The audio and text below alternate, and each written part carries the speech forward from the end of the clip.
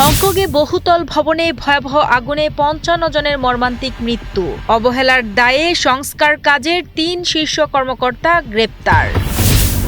White হাউসের কাছে national গার্ডের উপর গুলি, নিরাপত্তা জোরদারে ওয়াশিংটনে আরও ৫০০ ন্যাশনাল গার্ড মোতায়েন। হাড় কাঁপানো শীতে চীনে অদ্ভুত রোমাঞ্চ, চালু হলো আইস ফ্লোটিং। চোখের পলকে আগুন ছড়িয়ে পড়ল পুরো ভবনে, যেন কেউ আগে থেকেই সেখানে তেল বা পেট্রোল ঢেলে রেখেছিল।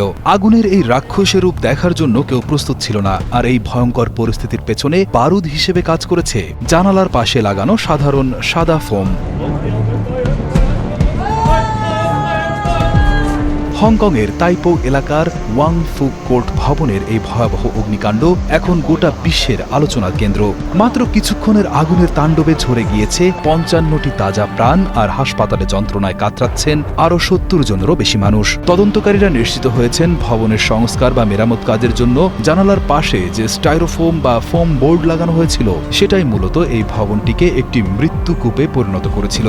আগুন লাগার সাথে সাথে এই ফোমগুলো দাউ দাউ করে জ্বলে ওঠে এবং মুহূর্তেই পরিস্থিতি মানুষের নিয়ন্ত্রণের বাইরে চলে যায়। এছাড়াও হংকংয়ের বহু পুরনো এবং ঐতিহ্যবাহী উপাদান বাঁশের মাচাও আগুন ছড়ানোর ক্ষেত্রে তীব্র বিতর্ক তৈরি করেছে।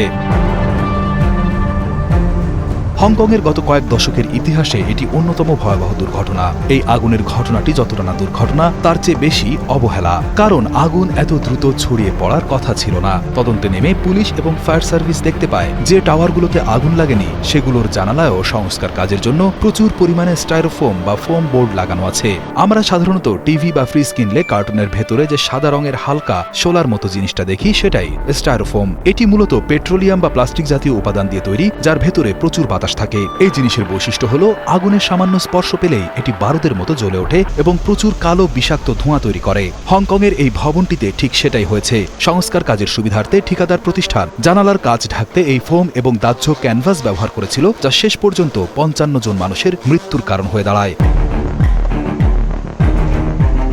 চরম অবহেলার দায়ে পুলিশ ইতোমধ্যেই ভবনটি সংস্কার কাজের দায়িত্বে থাকা ইঞ্জিনিয়ারিং কোম্পানির ৩ জন শীর্ষ কর্মকর্তাকে গ্রেফতার করেছে। অভিযোগ উঠেছে তারা জেনে বুঝে এবং টাকার লোভে এমন সব বিপজ্জনক সামগ্রী ব্যবহার করেছেন যা মানুষের জীবনকে ঝুঁকির মুখে ফেলে দিয়েছে। ফায়ার সার্ভিসের কর্মীরা জানিয়েছেন ভবনের বাইরে যে প্রতিরক্ষামূলক জাল বা প্লাস্টিকের শীট ছিল সেগুলো সাধারণ মানের চেয়ে অনেক দ্রুত গতিতে চলেছে, ফলে ভেতরে আটকা পড়া মানুষজন বের হওয়া বা শ্বাস নেওয়ার কোনো সুযোগই পাননি।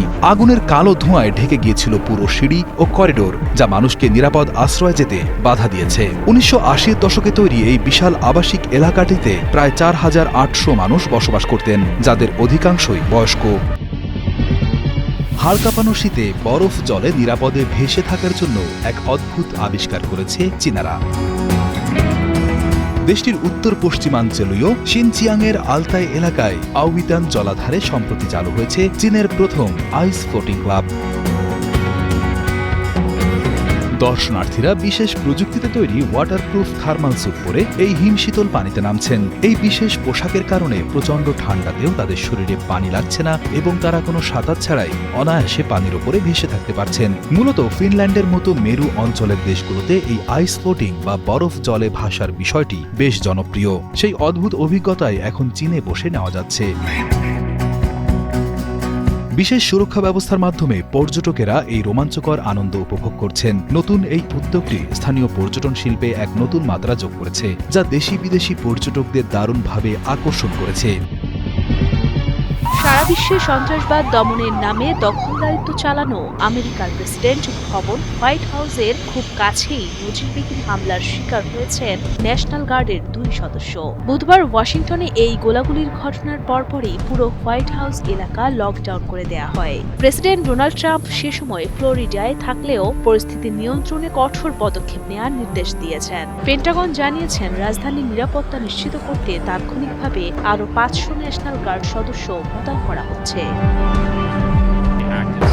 হামলাটিকে একটি পরিকল্পিত এবং অতর্কিত আক্রমণ বা অ্যাম্বুশ হিসেবে বর্ণনা করেছে police. Homeland security secretary Kristi Noem নিশ্চিত করেন হোয়াইট হাউস থেকে মাত্র ১ ব্লক দূরে ন্যাশনাল গার্ডের ওই ২ সদস্য গুলিবিদ্ধ হন। পুলিশ দ্রুত পদক্ষেপ নিয়ে সন্দেহভাজন হামলাকারীকে আটক করে। গোলাগুলির সময় হামলাকারী নিজেও আহত হয়েছে বলে জানা গেছে।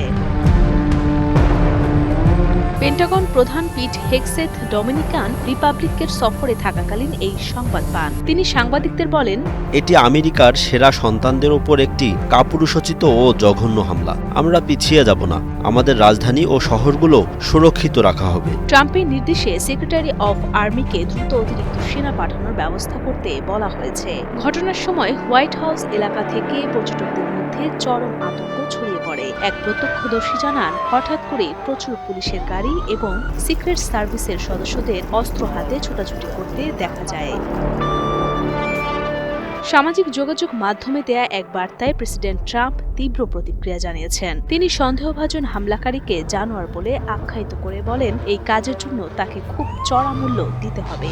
একই সাথে তিনি ন্যাশনাল গার্ড সদস্যদের সাহসিকতার প্রশংসাও করেন। বর্তমানে এলাকাটি পুরোপুরি আইনশৃঙ্খলা বাহিনীর নিয়ন্ত্রণে রয়েছে এবং নিরাপত্তা ব্যবস্থা নজিরবিহীনভাবে জোরদার করা হয়েছে।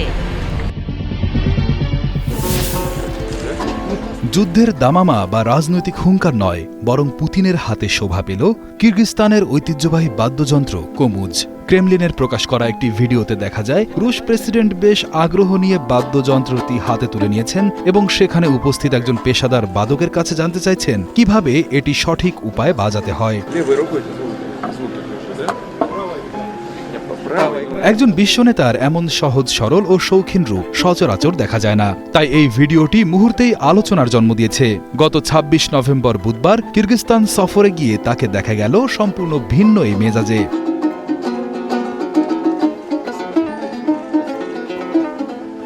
তবে পুতিনের এই সফরটি শুধু গান বাজনার জন্য ছিল না, এর পেছনে ছিল গুরুত্বপূর্ণ রাজনৈতিক উদ্দেশ্য। কিরগিজস্তানে তিনি বেলারুশের প্রেসিডেন্ট আলেকজান্ডার লুকাশেঙ্কো এবং কিরগিজ প্রেসিডেন্ট সাদির জাপারোভের সঙ্গে জরুরি বৈঠক করেছেন। মূলত সিএসটিও বা কালেকটিভ সিকিউরিটি ট্রিটি অর্গানাইজেশনের একটি শীর্ষ সম্মেলনে যোগ দিতেই তিনি সেখানে গিয়েছিলেন।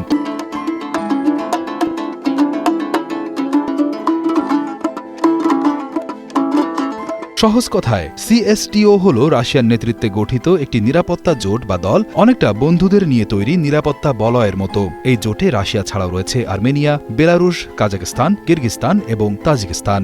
যখন এই দেশগুলোর কোনো একটি বিপদে পড়ে তখন বাকিরা সাহায্যের হাত বাড়িয়ে দেয়।